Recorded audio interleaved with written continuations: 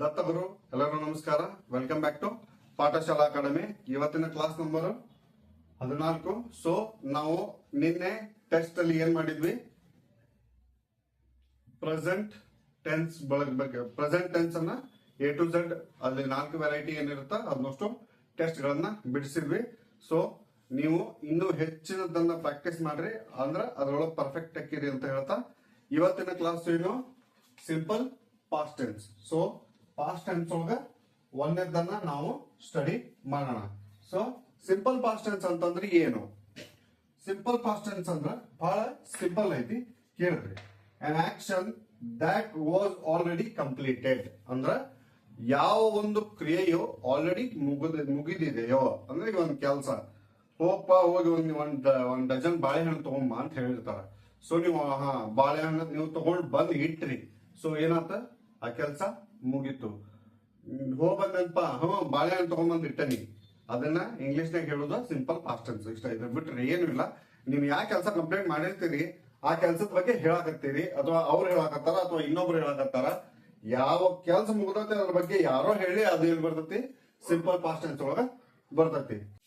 So ಇದಕ್ formula subject V2 form plus object ಬರ್ತೈತಿ. ಈ V2 ಫಾರ್ಮ್ ಅಂತಂದ್ರೆ ಏನು, ನಾ ಆಲ್ರೆಡಿ ನಿಮ್ಗೆ ಹೇಳ್ಬಿಟ್ಟೆ. V1 V2 V3 ಮೂರು ಹೇಳೀನಿ, ಬಟ್ ಆದ್ರೂ ಒಂದ್ಸತಿ ಇಲ್ಲಿ ಹೇಳಾಕತ್ತೀನಿ. So V1 V2 V3 formula ಹೆಂಗಿರ್ತೈತಿ, V1 V2 ಅಷ್ಟು ಹೇಳ್ತೇನೆ ಈಗ ಸದ್ಯ. ಸೊ V1 ಗೋ, V2 ವೆಂಟ್ ಅಂದ್ರೆ ಹೋಗು, ಹೋಗಿದ್ದ, ಐ ಮೀನ್ ಹೋದ. ನೆಕ್ಸ್ಟ್ ಈಟ್, ಏಟ್, ತಿಂತೇನಿ, ತಿಂದೆ ಅಥವಾ ತಿಂತಾನ, ತಿಂದ. ಆಟ ಆಡಿದ, ಆಟ ಆಡಕತ್ತಾನ ಅಥವಾ ಆಟ ಆಡ್ತಾನ, ಆಟ ಆಡ್ಯಾನ ಅಥವಾ ಆಟ ಆಡಿದ. ಸೊ ಇದು V1 ಫಾರ್ಮ್, ಇದು V2 ಫಾರ್ಮ್. ಇದೊಂಚೂರು ಇಂಪಾರ್ಟೆಂಟ್, ಯಾಕಂದ್ರೆ ಇಲ್ಲಿ V2 ಫಾರ್ಮ್ ಬರ್ತಾವು. ಇಲ್ಲಿ ಫಸ್ಟ್ ಎಕ್ಸಾಂಪಲ್ ನೋಡೋದಾದ್ರೆ ಐ ವೆಂಟ್ ಟು ಮಾರ್ಕೆಟ್ ಅಂದ್ರೇನು, ನಾನು ಮಾರುಕಟ್ಟೆಗೆ ಹೋಗಿದ್ದೆ. ಸೊ ಸಬ್ಜೆಕ್ಟ್ ವರ್ಬ್ ಆಬ್ಜೆಕ್ಟ್, ನಾನು ಮಾರುಕಟ್ಟೆಗೆ ಹೋಗಿದ್ದೆ. ನೆಕ್ಸ್ಟ್ ಐ ಏಟ್ ಫ್ರೂಟ್ಸ್, ನಾನು ಹಣ್ಣನ್ನು ತಿಂದೆ. ಏನ್ ಮಾಡಿದೆ, ಸಬ್ಜೆಕ್ಟ್ ವರ್ಬ್ ಆಬ್ಜೆಕ್ಟ್, ನಾನು ಹಣ್ಣನ್ನ ತಿಂದೆ. ನೆಕ್ಸ್ಟ್ ಐ ವ್ರೋಟ್ ಬುಕ್ಸ್ ಅಂದ್ರ ನಾನು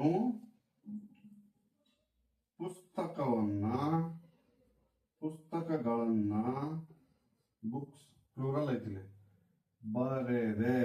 ನನ್ನ ಕನ್ನಡ ಅಕ್ಷರಗಳು ಅಷ್ಟು ಇದು ಇಲ್ರಿ, ದಯವಿಟ್ಟು ನೀವು ಸಂಭಾಳಿಸ್ಕೋಬೇಕು. ಸೊ ಇಲ್ಲಿ subject I verb wrote object books ಹಿಂಗ ಇವು ಒಂದು 2 ಎಕ್ಸಾಂಪಲ್ಸ್ಗಳು. ಸೊ ಈಗ ನಾವೇನ್ ಮಾಡೋಣ, ಇದನ್ನ ಆಸ್ ಯೂಶುವಲ್ ಪ್ರೆಸೆಂಟ್ ಟೆನ್ಸ್ ಒಳಗೆ ಏನ್ ಮಾಡಿದ್ವಿ, ಪಾಸಿಟಿವ್, ನೆಗೆಟಿವ್, ಇಂಟರೋಗೇಟಿವ್ ಸೆಂಟೆನ್ಸಸ್ ಅಂತ ಮಾಡಿದ್ವಲ್ಲ. ಸೊ ಇದ್ರೊಳಗೆ ಸಹ ಸೇಮ್ ಹಂಗೆ ಮಾಡೋಣ, ಪಾಸಿಟಿವ್, ನೆಗೆಟಿವ್, ಇಂಟರೋಗೇಟಿವ್ ಸೆಂಟೆನ್ಸ್ ಗಳನ್ನ ನಾವು ಫಾರ್ಮೇಶನ್ ಅನ್ನ ಮಾಡೋಣ. ಇವು ಪಾಸಿಟಿವ್ ಎಕ್ಸಾಂಪಲ್ಸ್ ಗಳನ್ನ ನಾನು ಈಗ ಆಲ್ರೆಡಿ ಇಲ್ಲಿ ಬರ್ದಾನಿ. ಸೊ ಇವನ್ನ ಏನ್ ಮಾಡೋದು, ನೆಕ್ಸ್ಟ್ ನೆಗೆಟಿವ್ ಸೆಂಟೆನ್ಸಸ್ ಅನ್ನಾಗಿ ಇವನ್ನ ಫಾರ್ಮೇಶನ್ ಮಾಡೋದು, as well as interrogative sentence ಅಥವಾ ಕ್ವಶನರಿ ಸೆಂಟೆನ್ಸಸ್ ಅನ್ನು ಇವನ್ನ ಫಾರ್ಮ್ ಮಾಡೋದು. ಸೊ ಫಸ್ಟ್ ಒನ್ ಏನೈತಿ, I went to market yesterday. ಏನ್ ಹೇಳಕತ್ತಾನವ, ನಾನು ನಿನ್ನೆ ಮಾರ್ಕೆಟ್ಗೆ ಹೋಗಿದ್ದೆ ಅಂತ ಹೇಳಕತ್ತಾನ. ಸೊ ಈಗ ಇಲ್ಲಿ ನೆಗೆಟಿವ್ ಫಾರ್ಮೇಶನ್ ಮಾಡಾಕತ್ತೇವೆ ಅಂತ ತಿಳ್ಕೊರಿ. ಅವಾಗ ಏನ್ ಮಾಡ್ತೇವೆ, ಸೇಮ್ ಆಯ್ಕಾಯ್ ಸಬ್ಜೆಕ್ಟ್ಗೆ did not go to market, why yesterday. ಏನೇ ಚೇಂಜ್ ಆತಿಲ್ಲ, ಇಲ್ಲೇ ವೆಂಟ್ ಇತ್ತು, ಬಟ್ ಇಲ್ಲೇನಾಗ್ತದ ಗೋ ಆತ. ಯಾಕಾತು, ಸೊ ನೆಗೆಟಿವ್ ಸೆಂಟೆನ್ಸಸ್ ಮಾಡ್ಬೇಕಾರ ಡಿಡ್ ಅಂತ ಪಾಸ್ಟ್ ಟೆನ್ಸ್ ಆಲ್ರೆಡಿ ಬಂದ ಬಿಡ್ತತಿ. Do, does, did. Do does present ಒಳಗೆ ಬರ್ತತಿ, ಡಿಡ್ ಪಾಸ್ಟ್ ಟೆನ್ಸ್ ಒಳಗೆ ಬರ್ತತಿ. ಆಲ್ರೆಡಿ ಒಂದು ಪಾಸ್ಟ್ ಫಾರ್ಮ್ ಅನ್ನು ಯೂಸ್ ಮಾಡಿಬಿಟ್ಟಿರಿ ನೀವು. ಸೊ ಹಂಗಾಗಿ ನಾವು ಇನ್ನೊಂದು ಪಾಸ್ಟ್ ಫಾರ್ಮ್ ಅನ್ನ ಯೂಸ್ ಮಾಡೋದಿಲ್ಲ. ಹಂಗಾಗಿ ನಾವು V2 ನ ಪಾಸಿಟಿವ್ ಒಳಗೆ ಯೂಸ್ ಮಾಡಿದ್ರ V1 ಅನ್ನ ಏನ್ ಮಾಡ್ತೇವಿ ನೆಗೆಟಿವ್ ಒಳಗ ಯೂಸ್ ಮಾಡ್ತೇವೆ. So as well as subject plus V1 plus object. ಇಲ್ಲೇ subject plus V1 plus object ಬರ್ತದ್ರಿ. ಪಾಸಿಟಿವ್ ಒಳಗ subject plus V2 plus object ಬರ್ತೈತಿ. So next, she ate an apple last night. Next is the same. She subject did not eat an apple yesterday. Yesterday ಅಂತ ಅದ ಬಂತು ಬಾಯ್. Last night.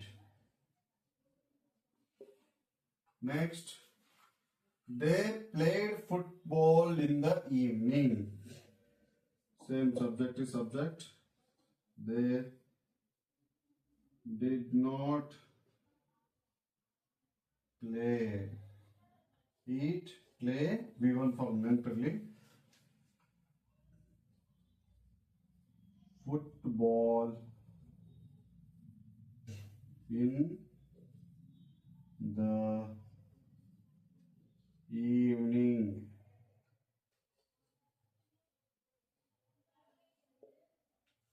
Next, interrogative sentences ಅನ್ನ same ಹಿಂಗ formation ಅನ್ನ ಮಾಡೋಣ.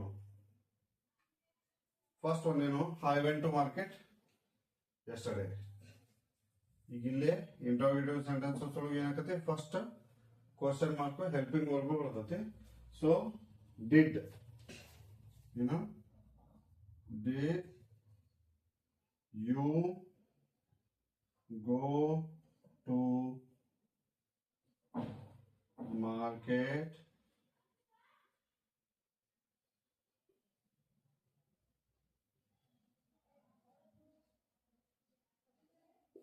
ಅಂದ್ರೆ ಏನಾಯ್ತು, ನೀನು ನಿನ್ನೆ ಮಾರ್ಕೆಟಿಗೆ ಹೋಗಿದ್ದೇನ ಅಂತಂದು. ಈಗ ಎಷ್ಟು ಈಸಿಯಾಗಿ ಕನ್ನಡದಾಗ ಕೇಳ್ತೇವಲ್ಲ ಅದನ್ನ ಇಂಗ್ಲಿಷ್ ಒಳಗೆ ಏನ್ ಕೇಳ್ತೇವೆ, did you go to market yesterday. ನಿನ್ನೆ ನೀ ಮಾರ್ಕೆಟಿಗೆ ಹೋಗಿದ್ದೇನ ದೋಸ್ತ, ನನಗೂ ಏನಾರ ತಂದಿ ಇಲ್ಲೋ ಮಂಡಕ್ಕಿ ಚುಮ್ಮರಿ ಗಿರ್ಮಿಟ್ ಮಿರ್ಚಿ ಅಂತಂದ ಇದೇನಾಕತಿ, ಡಿಡ್ ಯು ಗೋ. ಇಲ್ಲೂ V1 ಬರ್ತೈತಿ ನೆನಪಿರ್ಲಿ. Subject plus V1 plus object V1. Next, she ate an apple last night.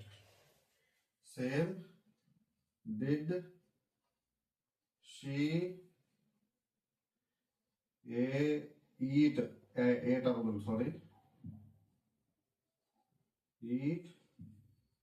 an apple last night. ಹಿಂದಿನ ದಿವಸ ರಾತ್ರಿ ಆಪಲ್ ತಿನ್ಲ ನಕ್ಕೆ. ಆಪಲ್ ಇದ್ದಿದ್ದಿಲ್ರಿ, ಮೋಸಂಬಿ ಹಣ್ಣಿತ್ತು ಅಂತ ಅನಿಸ್ತತಿ, ಹಂಗಾಗಿ ಅದನ್ನ ತಿನ್ನಾಳಕ್ಕಿ. Next, they played football in the evening. Same, did they play, play ಇರ್ಬೋದಲ್ಲ, play V1 football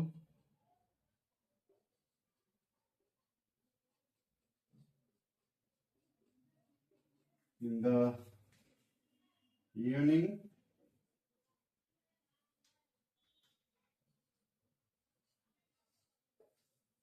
So negative sentences formation ಸಹ ಡಿಡ್ ಮೇಲೆ ಡಿಪೆಂಡ್ ಆಗಿರ್ತದೆ. ಯಾಕಂದ್ರೆ ಡಿಡ್ ಅಂತ ಮೇನ್ ಕ್ವಶನ್ ಬರೋದು ಇಲ್ಲಿಂದ, ಹಂಗಾಗಿ ನಾವು ಡಿಡ್ ಅನ್ನ ಕಂಪಲ್ಸರಿಯಾಗಿ ಯೂಸ್ ಮಾಡಲೇಬೇಕಾಗ್ತದೆ. ಇದು ಪಾಸಿಟಿವ್ ಸೆಂಟೆನ್ಸ್, ಇದು ನೆಗೆಟಿವ್ ಸೆಂಟೆನ್ಸ್, ಇದು ಇಂಟ್ರೋಗೇಟಿವ್ ಸೆಂಟೆನ್ಸ್. ಸೊ ನನಗೆ ಅನ್ಸಿದ ಮಟ್ಟಿಗೆ ಇದರಲ್ಲಿ ನಿಮ್ಗೆ ಯಾವುದೇ ಡೌಟ್ ಇಲ್ಲ ಅಂತ ಅನ್ಕೊಳ್ತೀನಿ. ಬಟ್ ಕನ್ಫ್ಯೂಸ್ ಆಗೋದು ಒಂದ ಇದ್ದಿದ್ದು ಹೇಳ್ತೀನಿ, ನೆಗೆಟಿವ್ ಸೆಂಟೆನ್ಸ್ ಇಂಟ್ರೋಗೇಟಿವ್ ಸೆಂಟೆನ್ಸ್ ಮಾಡ್ಬೇಕಾದ್ರೆ V1 ಫಾರ್ಮ್ ಬರ್ತೈತಿ, V2 ಬರೋದಿಲ್ಲ. ಸಿಂಪಲ್ ಪ್ರೆಸೆಂಟ್ ಟೆನ್ಸ್ ಒಳಗ ಇಲ್ಲಿ ವೆಂಟ್ ಇದ್ದಿದ್ದ did she went to market ಆಗೋದಿಲ್ಲ, ಯಾಕಂದ್ರೆ ಡಿಡ್ ಆಗೈತಿ. ನೀವು ಕ್ವಶನ್ ಮಾರ್ಕ್ ಮಾಡಬೇಕು ಅಂದ್ರೆ ಶಿ ವೆಂಟ್ ಟು ಮಾರ್ಕೆಟ್ ಅಂತಂದು ಕೇಳಿ, ಶಿ ವೆಂಟ್ ಟು ಮಾರ್ಕೆಟ್ ಹಿಂಗ್ ಕೇಳಿ ಕ್ವಶನ್ ಮಾರ್ಕ್ ಹಾಕ್ಬಹುದು. ಆದ್ರೆ ಡಿಡ್ ಹಾಕಿದ್ಮೇಲೆ ನೀವು ವೆಂಟ್ ಅಂತ ಹಾಕ್ಲಿಕ್ಕೆ ಬರೋದಿಲ್ಲ, ಅದು ತಪ್ಪಾಗ್ತದ. ಇವನ್ ಕ್ವಶನ್ ಫಾರ್ಮೇಶನ್ ನೋಡೋದಾದ್ರೂ ಅಷ್ಟ ನೀವು V1 ಏನದಲ್ಲ V1 ಮಾತ್ರ ಇಲ್ಲಿ ಈಟ್ ಪ್ಲೇ ಗೋ V1 ಫಾರ್ಮ್ ಯೂಸ್ ಮಾಡ್ಬೇಕಾಗ್ತದ. ಇದಾಗಿತ್ತು ಸಿಂಪಲ್ ಪಾಸ್ಟ್ ಟೆನ್ಸ್. ಸೊ ನನ್ನ ನಾಳಿನ ಕ್ಲಾಸ್ ಅಲ್ಲಿ ನಾವೇನ್ ಮಾಡೋಣ, ಪಾಸ್ಟ್ ಕಂಟಿನ್ಯೂಸ್ ಟೆನ್ಸ್ ಅನ್ನ ಡಿಸ್ಕಷನ್ ಮಾಡೋಣ. ವಿಡಿಯೋ ಸಣ್ಣದಾಗಿತ್ತು ದೊಡ್ಡದಾಗಿತ್ತು ನಾನು ನೋಡಿಲ್ಲ, ಬಂದು ನೋಡಿದ್ಮೇಲೆ ಲೆಕ್ಕ ಹಿಡಿತೈತಿ. ಬಟ್ ಎಕ್ಸಾಂಪಲ್ಸ್ ಗಳನ್ನ ಮಾತ್ರ ಮಿನಿಮಮ್ ಒಂದೊಂದು 5 ಎಕ್ಸಾಂಪಲ್ಸ್ ಪ್ರತಿಯೊಂದಕ್ಕೂ ಮಾಡ್ರಿ. ಅವಾಗ ಏನಕತಿ ನಿಮ್ಗ ಪಾಸಿಟಿವ್ ಅರ್ಥಕತಿ, ನೆಗೆಟಿವ್ ಇಂಟ್ರೋಗೇಟಿವ್ ಕನ್ಫ್ಯೂಸ್ ಹೋಗವು. ಅವನು ನೀವು ಒಂದೊಂದು 10 ಎಕ್ಸಾಂಪಲ್ ಮಾಡ್ಬೇಕು. ಅವಾಗ ಏನಕತಿ ಹೇಳ್ರಿ, ನಿಮಗೂ ಕಾನ್ಫಿಡೆಂಟ್ ಬರ್ತೈತಿ. ನನಗೆ ಹೇಳಿದ್ದು ಒಂದ್ ಸ್ವಲ್ಪ ಏನೋ ಹೌದಪ್ಪ ಮಾಡ್ಯಾರ ಹುಡುಗರು ಅನ್ನೋ ಖುಷಿ ಸಿಗ್ತೈತಿ. ಇಷ್ಟು ಹೇಳ್ತಾ ಇವತ್ತಿನ ನನ್ನ ಕ್ಲಾಸ್ ಅನ್ನ ನಾನು ಮುಗಿಸ್ತೀನಿ. ಸೊ ಹೋಗೋಕಿನ ಮುಂಚೆ ಕೊನೆ ಮಾತು, life should be great rather than strong. ಅಂದ್ರ ಜೀವನವು ಏನು ದೀರ್ಘ ಜೀವನಕ್ಕಿಂತ ಶ್ರೇಷ್ಠ ಜೀವನ ಉತ್ತಮ ಅಂತ. ನಮ್ಮ ಆಕ್ಚುಯಲ್ ಭಾಷೆದಾಗ ಹೇಳ್ಬೇಕಂದ್ರ 4 ದಿವಸ ಬದುಕಿದ್ರು ರಾಜಾನಂಗ್ ಬದುಕ್ಬೇಕು ಅಂತಾರ ಗೊತ್ತಾ. ಹೇಡಿ ಹೆಂಗ್ ಬದುಕ 1 ದಿವಸ ಬದುಕಿದ್ರು ರಾಜಾನಂಗ್ ಬದುಕ್ಬೇಕು ಅಂತಂದ. ಸೊ ಈ ಕೋಟ್ ಅನ್ನ ಹೇಳಿದಂತಹ ವ್ಯಕ್ತಿಗಳು ನಮ್ಮ ಭಾರತದ ಸಂವಿಧಾನ ಶಿಲ್ಪಿ ಅಂತ ಕರಿತೇವೆ ನಾವು ಅವ್ರನ್ನ. Doctor B.R. ಅಂಬೇಡ್ಕರ್ ಸರ್ ಅವರು ನಮ್ಗ ಈ ಒಂದು ಸ್ಲೋಗನ್ ಅನ್ನು ಕೊಟ್ಟರು. ಅವರು ಆ ಸ್ಲೋಗನಿನ ಹಿಂದಿನ ತತ್ವ ಇಷ್ಟ, ಸಾಯ್ಗುವಂತ 100 ವರ್ಷ ಬದುಕೋದಕ್ಕಿಂತ ರಾಜನಾಗ 1 ದಿವಸ ಬದುಕೋದು ಉತ್ತಮ ಅಂತ. ನೀವು ಜೀವನವನ್ನ ಶ್ರೇಷ್ಠವಾಗಿ ಕಳೀರಿ. ನಾ ಬದುಕ್ಬೇಕು ಅಂತ ಬದುಕುದಲ್ಲ, ನಾನು ಹಿಂಗ ಬದುಕ್ಬೇಕು ಅಂತಂದ ಆ ಮಹಾನುಭಾವ ಆದಂತ ಅಂಬೇಡ್ಕರ್ ಸರ್ ಅವರು ನಮ್ಗೆ ಈ ಮಾತನ್ನ ಹೇಳ್ಯಾರ. ಅವರನ್ನ ನಾವು ಸ್ಫೂರ್ತಿಯಾಗಿ ತಗೊಂಡು ನಮ್ಮ ಗುರಿಗಳನ್ನ ಏನ್ ನಾವು ಮುಟ್ಲಿಕ್ಕೆ ಪ್ರಯತ್ನ ಪಡ್ತಿದೀವಿ, ಆ ಪ್ರಯತ್ನಕ್ಕೆ ಇನ್ನೊಂದ್ ಚೂರು ಕಠಿಣ ಪರಿಶ್ರಮವನ್ನ ನೀಡೋಣ ಅಂತ ಹೇಳ್ತಾ ಇವತ್ತಿನ ನನ್ನ ಕ್ಲಾಸ್ ಅನ್ನ ಮುಗಿಸ್ತಾ ಇದ್ದೀನಿ. ಸೊ ಕ್ಲಾಸ್ ಹೇಗಿತ್ತು ಅಂತ ದಯವಿಟ್ಟು ಕಮೆಂಟ್ ನಲ್ಲಿ ತಿಳಿಸಿ. ಇಷ್ಟ ಆಗಿದ್ರೆ ಲೈಕ್ ಶೇರು ಸಬ್ಸ್ಕ್ರೈಬ್ ಅಂತ ಹೇಳ್ತಾರ, ಅದನ್ನೊಂಚೂರು ಮಾಡಿ. ಯಾರಿಗೆ ಇಷ್ಟನೋ ಇಂಗ್ಲಿಷ್ ಕಲೀಲಿಕ್ಕೆ ದಯವಿಟ್ಟು ಅವರಿಗೆ ಈ ಪಾಠಶಾಲೆ ಅಕಾಡೆಮಿ ಚಾನೆಲ್ ಅನ್ನ ಶೇರ್ ಮಾಡ್ರಿ. ವಿಡಿಯೋನ ಸಾಧ್ಯ ಆದಷ್ಟು ಶೇರ್ ಮಾಡಿ ಅಂತ ಹೇಳ್ತಾ, ವಿಡಿಯೋ ನೋಡಿದ್ದಕ್ಕೆ ತಮ್ಮೆಲ್ಲರಿಗೂ ತುಂಬ ಹೃದಯದ ಧನ್ಯವಾದಗಳನ್ನ ತಿಳಿಸ್ತಾ, ಸೊ ನಮ್ಮ ಟೈಮ್ ಆಯ್ತು ಬರ್ಬೇಕು, ಕೆಲಸ ಇನ್ನೂ ಅದು ಅಂತ ಹೇಳ್ತಾ ನನ್ನ ಕ್ಲಾಸ್ ಅನ್ನ ಮುಗಿಸ್ತಾ ಇದ್ದೀನಿ. ಸೊ ದತ್ತಗುರು ಎಲ್ಲರಿಗೂ ನಮಸ್ತೆ.